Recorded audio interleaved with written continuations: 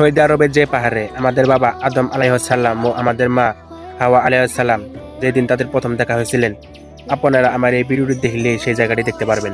আসসালামু আলাইকুম। আমি এখন আছি সৌদি আরবের সেই জায়গা যেখানে হচ্ছে আমাদের আদি পিতা হযরত আদম আলাইহিস সালাম এবং আদি মাতা হযরত হাওয়া আলাইহিস সালাম এইখানে পৃথিবীর ঠিক এই জায়গায় এই স্থানে সাক্ষাৎ হয়েছিল এবং তারা কিন্তু জান্নাতে ছিলেন। একটা ভুলের কারণে তাদেরকে আল্লাহ তাআলা পৃথিবীতে পাঠিয়ে দিয়েছিলেন। এরপরে অনেক ক্ষমা প্রার্থনা করে মহান আল্লাহ তাআলার কাছে মাফ চাওয়ার পরে তওবা করে এইখানে সাক্ষাৎ করে সেই জায়গা যেটা হচ্ছে জাবাল আর রহমত। এবং এইটা হচ্ছে আরাফার যে ময়দান, সেখানেই কিন্তু অবস্থিত।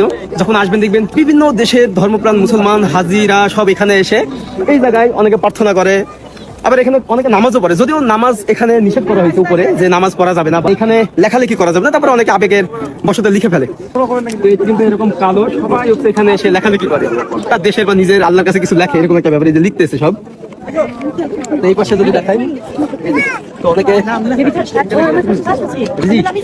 অনেকে নামাজও পড়তেছে, যদিও এখানে বলা আছে নামাজ পড়া নিষেধ, নামাজ পড়া যাবে না।